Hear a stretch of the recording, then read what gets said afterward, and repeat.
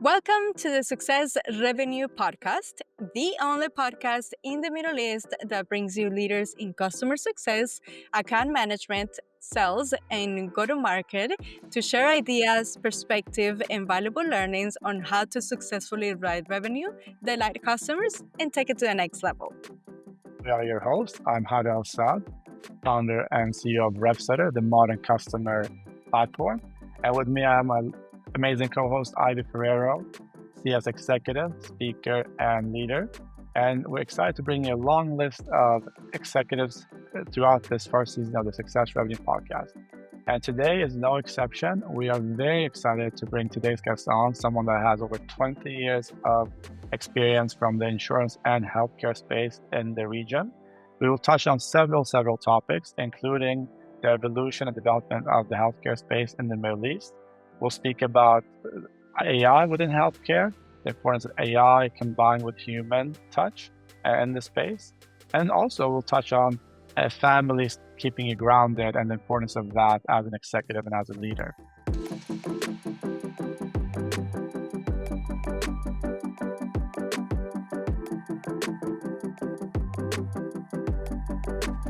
Today's conversation is going to be really fun. We're talking about something that impacts everyone, which is health and healthcare. And we're talking with someone that's been in that ecosystem for 2 decades in our region and beyond. So yeah, I'm super excited about today's conversation. How about you? How are you been? Yeah, I am so excited. I mean, of course, the hot topic is all over the news is AI.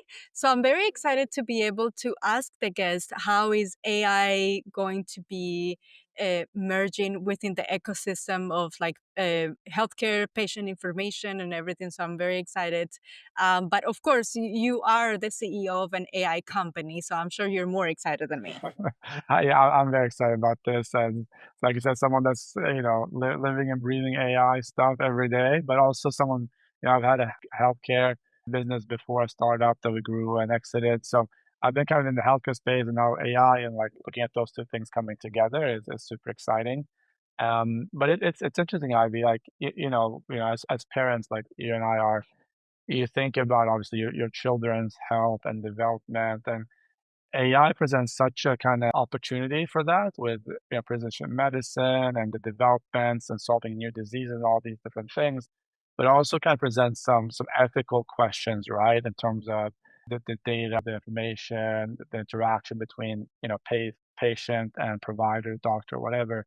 So I think it'll be interesting to explore some of those things as we speak to today's guest. But it started something at least I think about a lot in that space and the future, and I'm sure you do as well as a mother.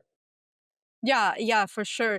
I mean, the thing is, like, I mean, last week there were so many news coming up with that came up with talking about AI, Right. and we've got that announcement of OpenAI buying ex-Apple designer Johnny Ive's AI company. So Yeah. that's a huge thing. And I've been watching a lot of these videos of what the hardware products could look like, Uh-huh. and how it could be like this like circle device that goes with you everywhere, and AI is like what I love about Connected. it is that it is meant for you to spend less time on your phone, which the concept of that I love because I feel like I would be spending more time with my family. But I think we'll get to a point where thinking about AI and sensitive information and being ethical, it's gonna like there has to be some parameters that are built around that because we are going to get to the point that AI is going to be with us everywhere. So how do we create that parameter as well? I think that's Yeah. it's also going to be very interesting. It will be for sure. I think that's such an interesting example you bring up, Ivy. And I think maybe a final note before we bring our guest on. I was having this conversation with someone the other day, and we're talking about that piece of it, like the data. AI is going to be all around us everywhere, collecting information.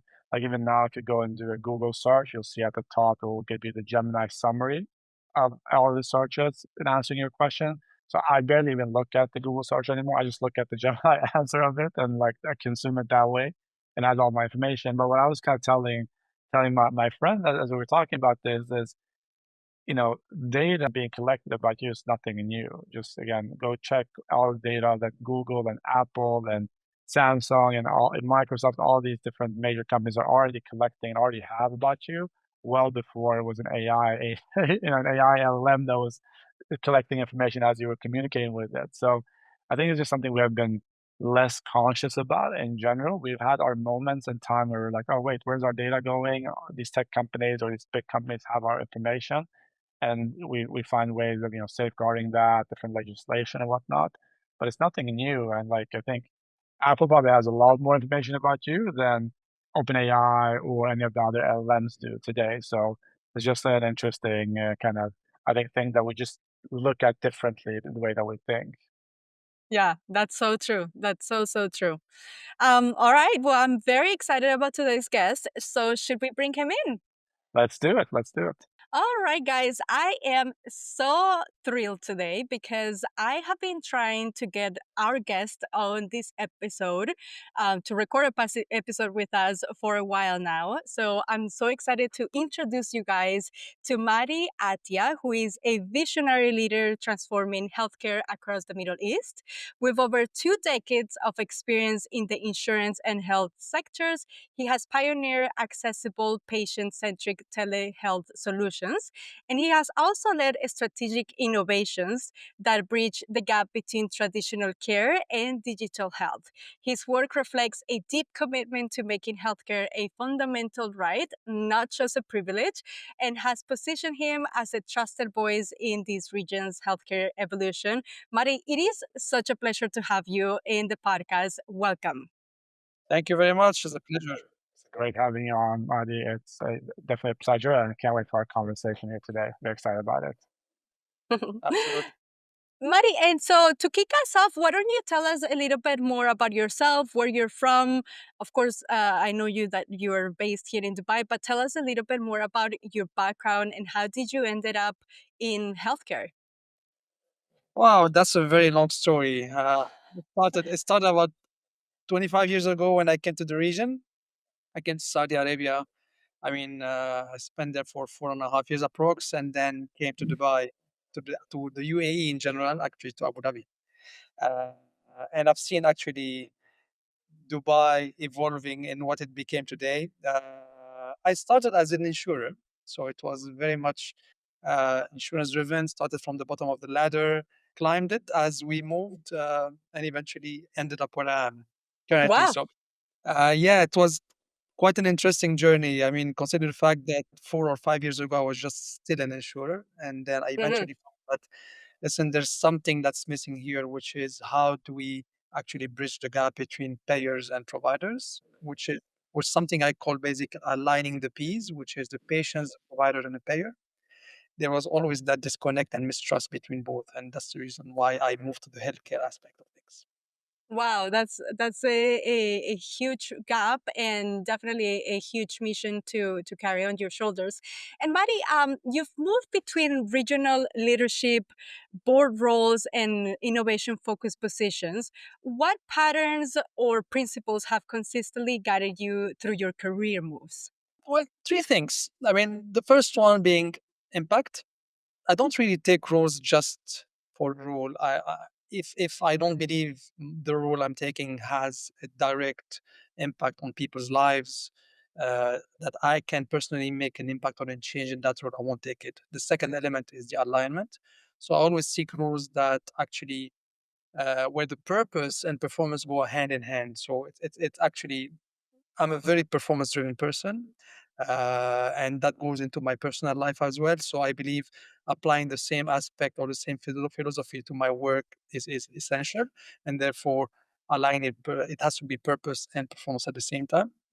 And in the end, the third one, which is growth, not just for the company, but personal and and for my team as well. I've been often called as a very disciplined person by my team. And funny enough, whenever I leave them, they call me and said, "Oh, we miss you guys because we miss you, Maddie, because in the end, the discipline you give us is actually helping us grow in our role." So impact, alignment, and discipline, or basically growth.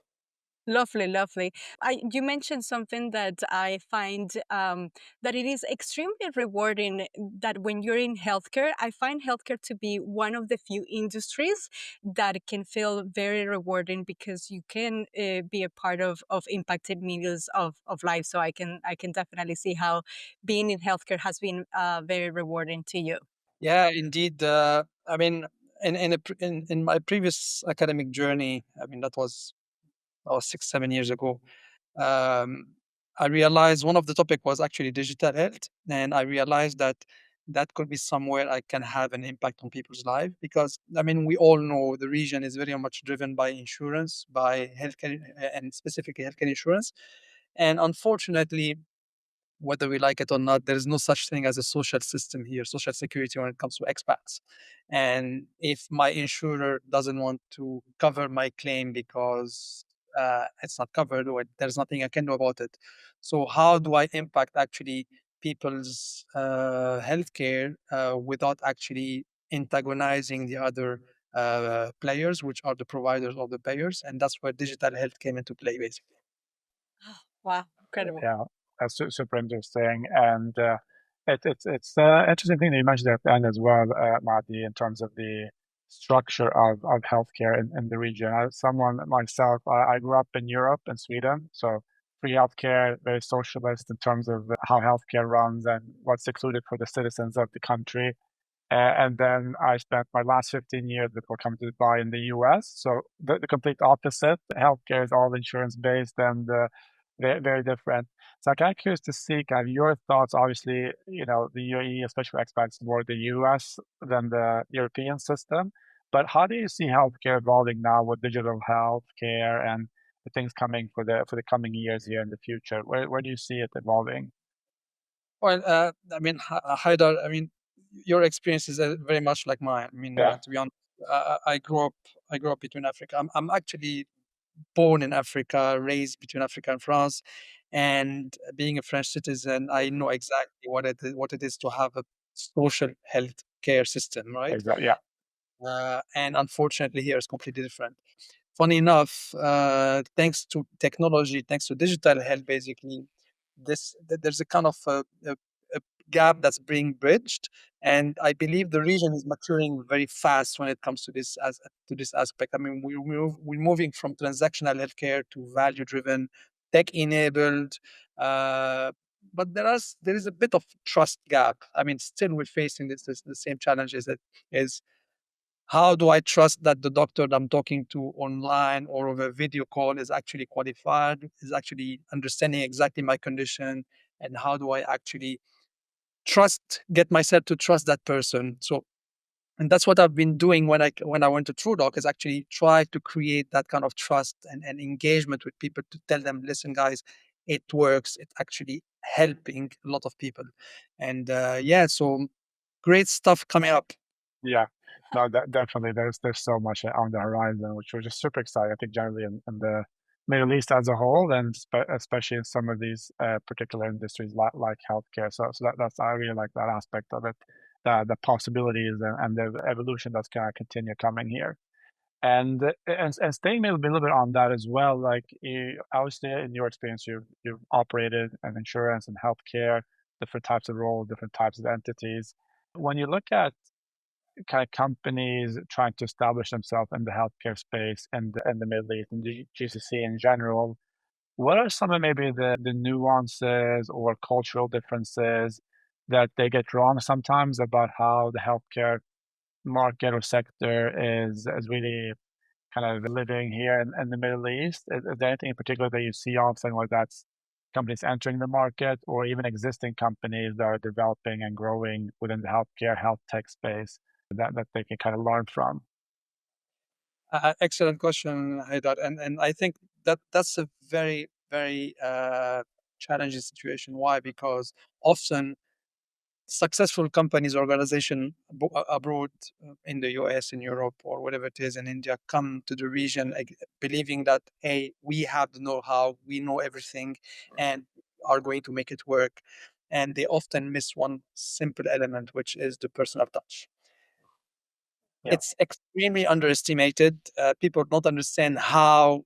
personal relationship work and how actually business is linked to personal relationship. I often see friends of mine closing deals in the majlis, not because it's just happening there, it's just because that's where you create the bond. And unless somebody trusts you as a person, I mean, you can be representing the most trusted or largest organization in the world. That element of personal touch needs to be there. So coming and imposing your own rule or frameworks just doesn't work. You have to adapt it. You have to make it local. So it has to be local rather than global. It's extremely Hmm. Makes total And sense. Mari, to piggyback to what you were saying about personal relationships here in the region, what do you think is the role of personal reputation and relationship capital play in business development, especially here in the MENA region? uh, I have several examples that actually prove that reputation is only not only key, it's actually a prerequisite. And that's the reason why I personally don't engage in any venture that I believe could damage my reputation. I mean, for me, that's my investment, and I've seen it often and always in my previous roles, playing a direct role into my success. And whenever I believe that particular element is going to be damaged, I prefer to step back and just Mm, move away because again it's my capital, my credit, and it's extremely important. So yes, it plays a big role. It opens doors. Without it, I mean, yeah, you can survive. Nothing can is impossible, but it's at the cost of something else. mm, yeah, yeah. Hader and I, we were new to the region, fairly new. I moved here about 2 years ago, and I quickly found out what it was to conduct business here. And everybody is saying the same thing as you, and everybody is also, from my personal experience, I've also realized that personal reputation and building good relationships with people is really what closes the business. And now, taking you now into a different direction, Mari, when it comes down to stepping into a new executive role where all the eyes are on you, what would you say is your 90-day sort of strategy to create fast impact, or to sort of create a good clarity and good execution? Well, thank God I have accumulated some experience in this area to tell you exactly what I'm going to tell you, because 10 years ago I would have told you completely different story, and it was crazy. But no, I learned to actually split my approach into three acts. The first one is listening, watching, observing, learning. It's extremely important before making any move, before taking any decision. I listen and I actually uh, speak to everyone. The next element is actually aligning. I quickly align. So I would say the first couple of weeks, maybe 1 month, is about listening deeply and starting creating that kind of alignment with people. The next element is actually creating that alignment, and then eventually I deliver visibly. So I make sure that by the 90th day or the 100th day, I call it first, I personally I call it a 100-day plan, like the Yeah. presidencies, I think. But I prefer by the 90th day, the 100th day, something visible and tangible being delivered for only one reason, is to create trust and momentum around my business function and move forward. Mm. That's a great point there. And I think as similar to as someone that's come into many different organizations and you kind of make that change from an executive perspective, that clarity, the expectations and the standards, but then coupling that with actually listening and understanding and analyzing what is it that is going on before delivering something valuable or visible to the team is so important. Because I think a lot of times leaders come in and they just present the visible thing without having any listening or any analyzing or understanding before that happens. And that's when you get into a little bit of that trouble as a new leader. So I think that's excellent advice for anyone stepping into those positions that are listening to our podcast and kind of learning from how to do that properly. Absolutely. I mean, I'm currently ongoing, or I'm candidate for a global executive MBA, and the current module we're looking at is the reflective executive, and there is specific methodology that we're actually looking at, which aligns with what I'm saying, but it actually makes it a bit more concrete and less abstract. And it's really about getting people together, understanding, orchestrating a movement of review rather than just coming with your big boots as a senior executive and just saying that's it and we're changing things. So it's extremely powerful and result and actually delivers a lot of results. Absolutely. And to kind of continue on that point in terms of changing and past those 90 days or 100 days, like back in the US, the presidents have the first 100 days and see how things went. As someone like yourself that come in commercial roles as a commercial leader, a lot of times, one thing that I find really interesting in healthcare that when you look at commercial excellence and what that is when it comes to managing patients and really the value of their healthcare and their lives in a sense, right? How do you kind of approach that in terms of commercial excellence and delivering on that from a commercial aspect? Because it's very different when we talk about patients, how their health, their lives versus maybe selling a SaaS product that is more used in business operations or what have you. How do you think about that, or do you think about it differently at all? To be honest, unlike lots of the players in the market, be it from the insurance side, from the payer side, or the provider side, there must it's not always about one side winning. I mean, there must be an equilibrium, a kind of a balance that everybody wins. Everybody's actually getting something out of the whole thing.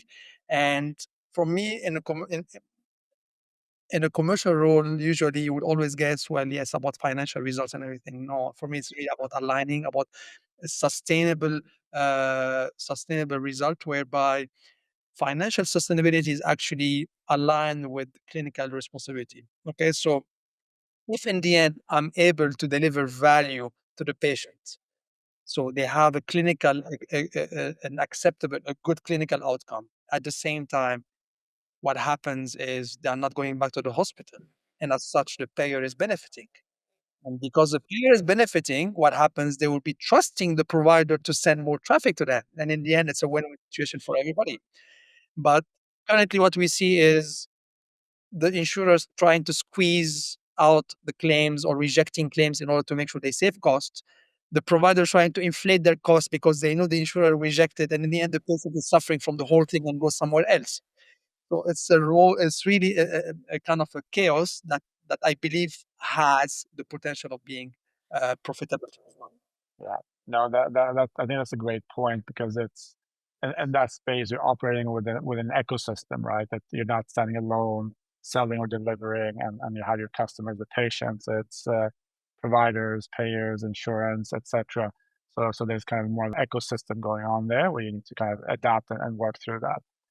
Excellent. And I'm also really curious about this because as someone that's a founder of an AI company and it's all around us, and healthcare is no exception, and maybe have some of the most promising and interesting applications for the future, I think, when we think about AI and artificial intelligence in different forms and senses. I'm kind of curious from your perspective, generally your thoughts on AI within the healthcare space, but then also, do you have any practical examples where you already see this being implemented, whether that's on on the product side, on the healthcare side itself, or in other ways that you want to lift up a little bit? AI, the massive buzzword that everybody uses currently, and to be honest, not a lot of people understand exactly what it is and Yeah, how it's applied. definitely.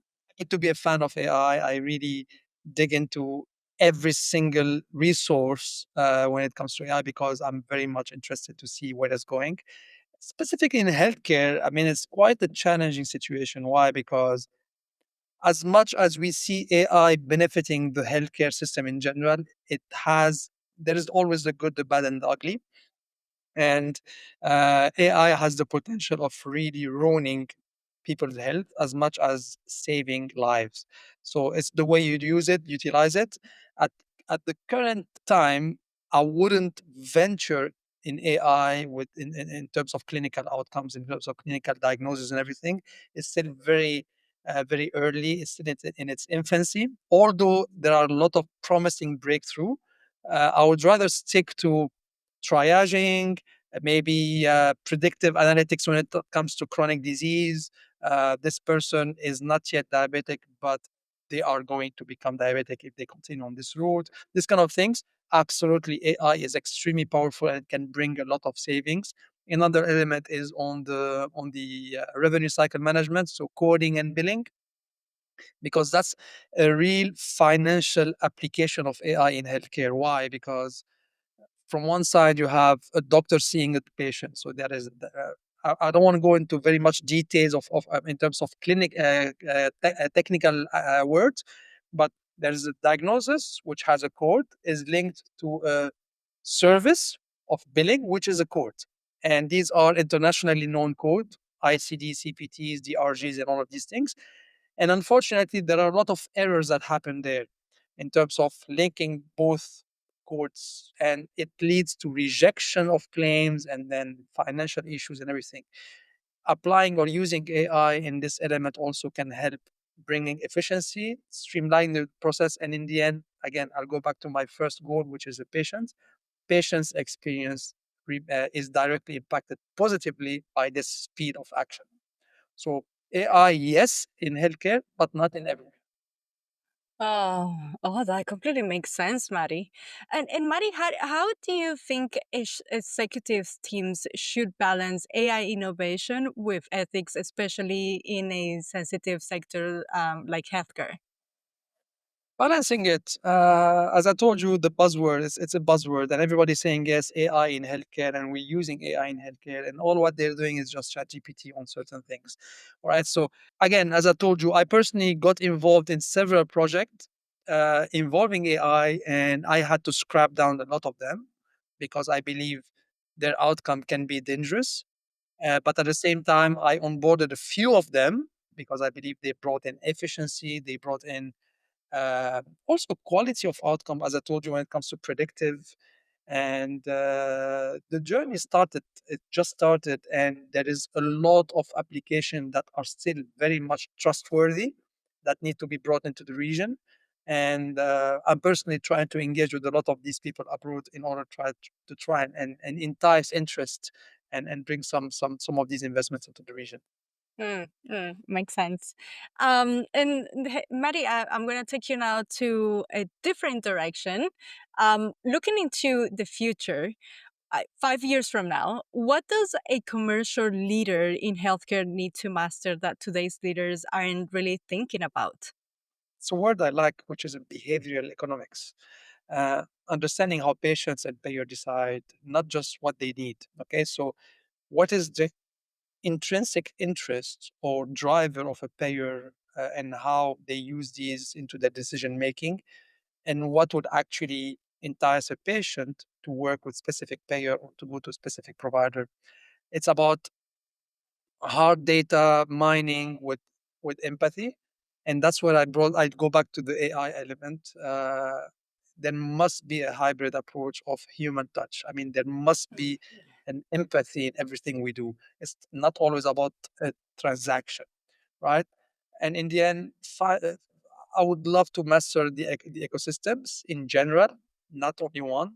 I kind of touched on all of these elements, but I would love to be a master in insurance, which I am currently, hopefully, but a master in healthcare, a master in AI, because in the end, blending all of these together would actually help me create a closed loop of ecosystem that would actually benefit the patient again, not in silos, but more in a homogeneous approach. Yeah, no, that's a great point. And it's essentially, so I come from a family of healthcare providers, and I've actually had a health startup as well before. And so I've been in the space in Europe for some time as well. And again, such an interesting dynamic when you get to patients, insurers, the providers, which can be, clinics or specialists or hospitals. And, that in itself is a jungle of different things. They're trying to form all that together and include AI now and everything else. So it's just there's a lot of things that go on at the same time.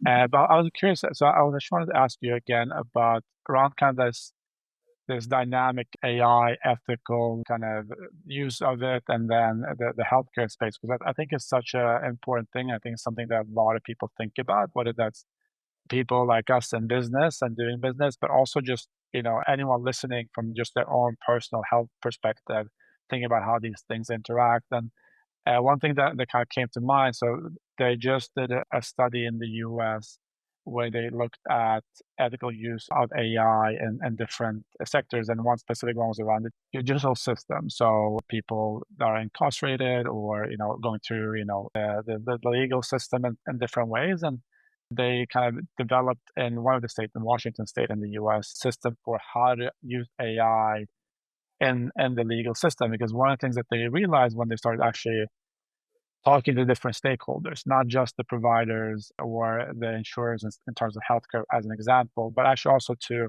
the final stakeholders in healthcare, that would be patients, and the legal system, that would be lawyers and defendants and people that are incarcerated, and everyone. And they realized that AI is so efficient in so many different ways, but there's things that are really important to be done human to human, right? Providing a diagnosis, for example, to a patient.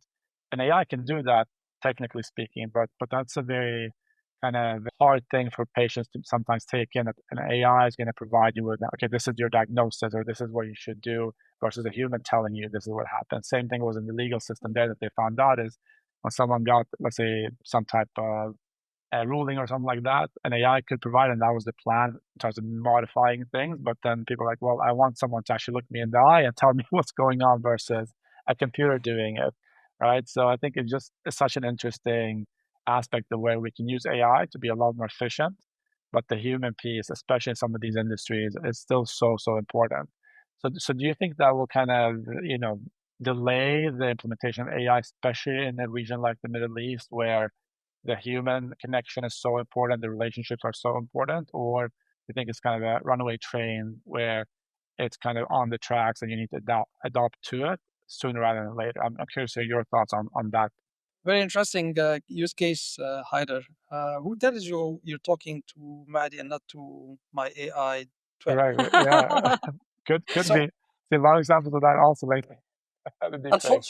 unfortunately, we're reaching a point where it becomes extremely difficult to have a distinction between both, right? But you rightly said there is one element which is still missing from AI, which is the empathy, which is, yes, it's only empathy basically, because you can have, I can be a digital twin and you can be talking to me, but I will only be talking without any sort of emotion. Healthcare is specifically dangerous when it comes to this. Why? Because, yes, from a diagnostic perspective, it works. It can work.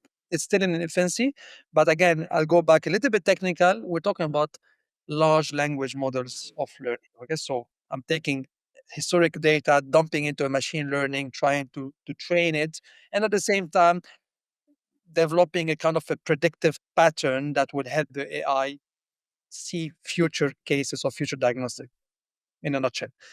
Having said that, the region still believes or still relies on human touch.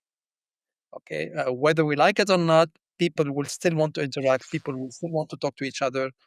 Mind you, Abu Dhabi is building the first AI, actually judicial system.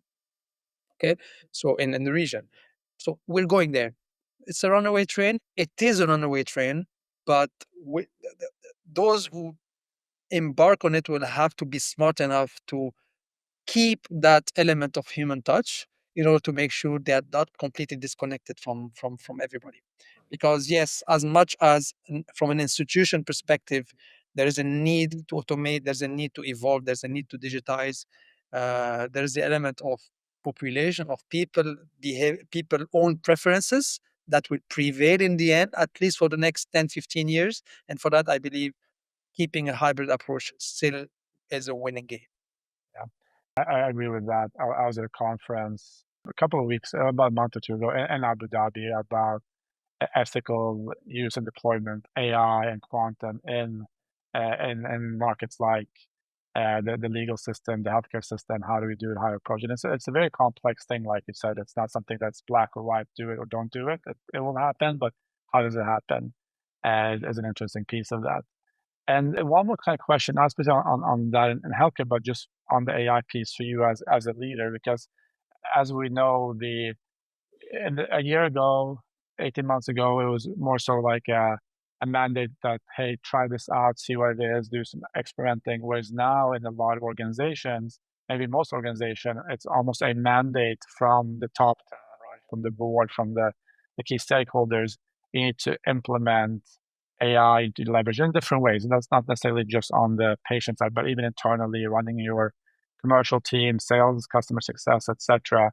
How do you kind of approach leveraging AI in terms of your teams being more efficient, more productive using that? Because it's, we're going beyond the chat GPTs right now. We're talking about agentic AI and kind of the next generation of things coming. Have you started really thinking about that in terms of how you, as a leader, implement and talk about AI and how to use it with your teams? Absolutely. I mean, as I told you, from leading the RCM function is quite important. Yeah. AI is quite important in the RCM function, as I told you, from an efficiency perspective, from a predictive perspective, from an assistant perspective. Okay, so it helps a lot in the coding errors. It helps a lot in fixing or avoiding issues related to rejections and financial transaction later audits and all of these things. From a commercial perspective or from a sales perspective, you touch base about you touch base on agentics. I mean, for me, that's the future. Let's be honest. When it comes to telesales, when it comes to customer service, when it comes to engagement, all of these things, there is nothing that can prevent an AI agent from doing that job. Okay, as long as it's transaction. Now, personally, when I receive a call and I hear a chatbot telling me, "Hello, please wait, I will put you in contact with somebody," I hang up immediately. Okay, for one reason, I am one number. I'm not targeted as Mahdi. I'm targeted as a potential number of people, right? And that's where I told you the danger lies. How you apply and how you implement AI in a smart way that keeps that that personal touch Yeah. is your success or your failure. And if you start adopting agentics and just throwing that a database of contact, just go and contact everybody without that touch, without that personal connection, all you're doing is creating antagonist or antagonizing people when it comes to what you're trying to achieve, which is efficiency in the end. On the other side, from my sales team perspective, applying AI in RCM and sorry in CRM, applying AI in lead generation, all of these things is fine, but a sales role remains personal. It has to be personal, a contact one to one, and it's not necessary because I need to be always telling the client, "Hey, you're right." Often than not, what I do is I tell the client, "You're wrong, and I'm not going to sell you this." And I once had my CEO telling me, "Are you out of your mind? I mean, you literally turning down a client." I said, "Yes, but I'm creating an advocate of mine." And that client ended up referring more than 5 or 10 clients more because Yeah. he knew I was trustworthy, I was honest, and I wasn't trying to make a sale. Yeah. And I can never do that because you'll have to feed it whatever you want, and they will try to sell. So that kind of honesty is still human, and I hope will remain human for the next 20 years until I'm retired. After that, let the world do what. Okay. Yeah. It's about building that trust for sure. Yeah. Yeah. Mari, for me, it's so interesting to know that our children, I mean, I speak for myself, I'm a mother and I know Hader also has children. It's so crazy for me to think that our children are going to have a completely different experience of the experience that we're having, right? They're going to have so many more tools, and it's very interesting to also see how the educational space is also changing now with the UAE. I believe they put a law that around 4 years of age children, which my son is about to be 4, that they're gonna need to start learning AI. So I'm very excited for that. And Mari, just out of kind of like a personal question, when it comes down to staying grounded and clear headed amidst the high stakes of being in such a high leadership role, what do you do personally to stay within your center? I remind myself of why I started. I've been on the patient side. I've seen system fail people. I've seen how frustrating and how sometimes damaging this can be. So actually, that keeps me humble, but at the same time, it keeps me hungry to make a change. But most importantly, my family. I mean, if you can see my tattoo, this one, it's literally Nice. a compass of my family, and it actually keeps it's my north star. And for me, my family doesn't care about my job title. I mean, I have three amazing daughters, 18, 10, and 7. For them, all what matters is what I present, and what I present is real. If I keep honest and I remain honest to myself and to them, that's all what matters. So yes, that's how I keep grounded. Wow. Yeah, that's beautiful. I would I empathize with your reflection on that as well. I think what really keeps me going is my child, for sure. Yeah.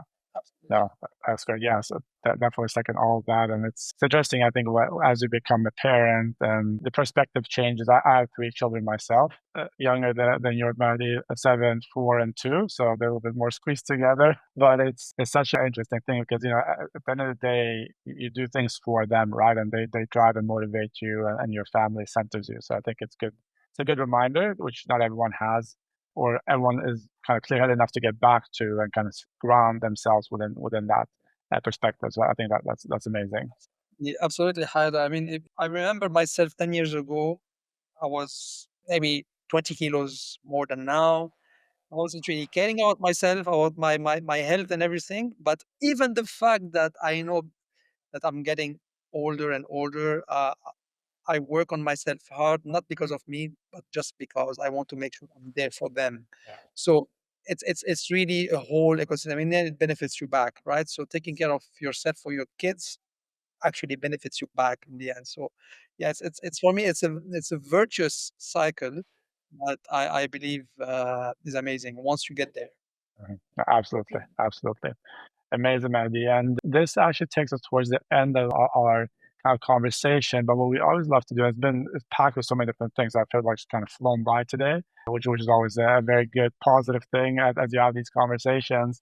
But what we love to finish with, Maddie, is kind of we call it lightning round with a few quick questions and answers for our guests. So if you are ready, we'd love to jump in and ask you a couple of quick questions here and get some quick answers as Absolutely. well as we wrap up. Amazing, amazing. All right, so I'll start us off, and we'll start off easy here. My first question to you is: currently, what's your favorite content to consume? Book, podcast, anything in particular you want to highlight? I enjoy content that's at the intersection of healthcare innovation and executive leadership. That's what actually, I mean, these two actually stand out. I mean, for me, it's really because I like to develop myself. I like to keep on going and discovering new things. And this is my job currently, so that's what I do. Yeah, awesome, awesome. That's great. And my second question to you is: any favorite people to follow, take inspiration from currently that you would want to highlight as well? Yeah, Oliver Wyman Health. I mean, it's a podcast actually that dives into how healthcare is being reimagined through digital consumer-centric models. It's quite interesting actually because I've discovered a few things. I can list three learnings from them.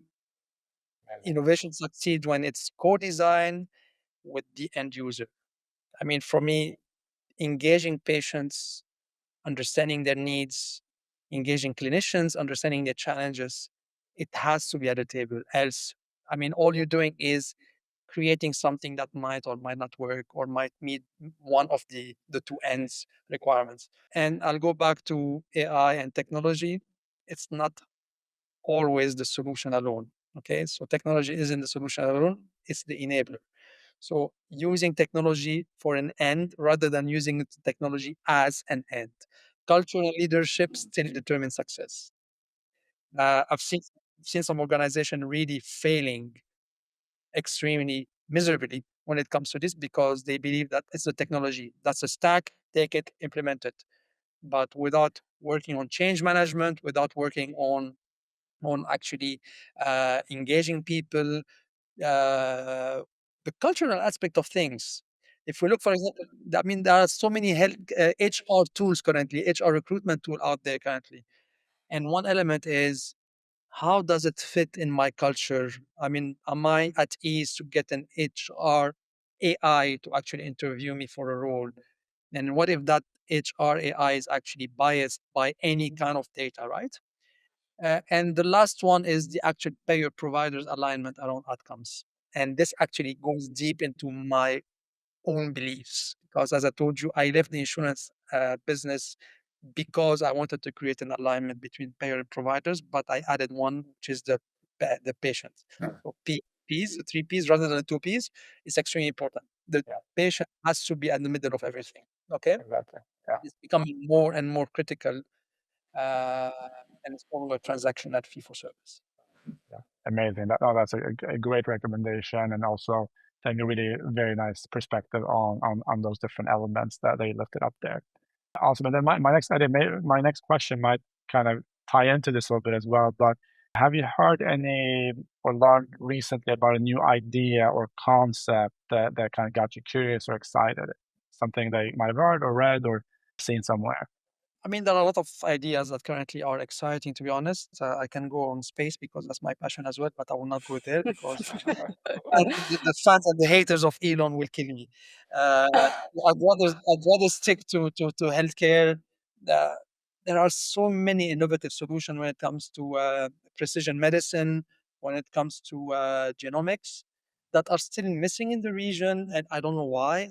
I'm actually I've been struggling to get people's interest when it comes to this because I believe Panadol doesn't work for everybody, and it's a fact. Okay, I'm subject to headaches and to migraine myself, and as much as my friend tell me, "Well, take a couple of Panadol extra, and it will heal you," it just doesn't do anything for me. Ibuprofen worked for me, like it's ibuprofen doesn't work with them. So what I'm trying to get at is everybody is different. Every single person has a different combination of molecules that actually reacts differently to certain medications or certain chemicals, whatever it is. It can be drinks or whatever. I will not go there. But the bottom line is precision medicine is, hey, Haidar, hey, IV, you are currently, that's your body composition, that's your genome. And for that, you need a Panadol, but with an extra twist. And you know what? That's your own medication of Panadol. This for me it's there. It's out there since long time. Okay, but it's still not scaled. And I believe once we get to the point where I go to see my doctor and get my prescription created only for me because that's how I would react to it, we would have achieved the gain. Unfortunately, there are a lot of financial at stake here because the big farmers will still fight. So, but for me, that's an amazing idea that can be easily implemented. Yeah, But there are so many other ones. yeah, super exciting. Wow, that's amazing. That's super exciting. Buddy, so I'm going to ask you my favorite question to ask all of our guests. What is one life philosophy you like to live by? Just live it. Just live it. Live your life to the best of your values, and be and remain true to yourself. Hmm, beautiful, beautiful. And on the weekends, how do you like to decompress? Funny enough, I go to the gym in the morning. So that's my time. That's my time off. It's my own time because I spend a lot of time on the weekend with my daughters and with my wife. But my favorite decompression way is to actually watch a movie or binge a show. Yeah. Because I like my brain works constantly, so I like to just unwind without any learning anything. Unfortunately, these days have been quite difficult because, as I told you, I'm pursuing a global executive MBA, which means my weekends are also part learning. Wow, that's a Oh, lot exactly. going on. Right. Good for you. Good for you. You're gonna reap of a lot of benefits from that for sure.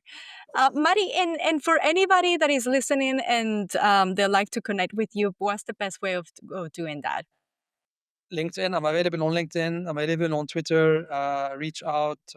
My contacts are there, so don't hesitate. I'm more than happy to assist anyone who wants any sort of advice. I actually give free coaching as well to aspiring leaders. So reach Wow. out. Yes. Wow, that's priceless. Mari, it has been such a great pleasure speaking to you. Thank you so much. I'm sure this is going to be one of our most liked episodes. Thank you, Thank you Mahdi, very again. much. Such a pleasure. Thank you so much for joining us today. Thank you. Absolutely. We want to thank our sponsors for supporting the Sussex Revenue Podcast. RevSetter is the #1 customer success and management platform in the Middle East region, offering global capabilities mixed with regional solutions that helps your CS, account management, and go-to-market teams 10x efficiency, improve customer experience, and turbocharge customer retention rates. And thank you to Medlify, a leading marketplace. Workers and employers in the healthcare space needs and demands meet to create benefits for both sides. Thank you again, and we'll see you next time.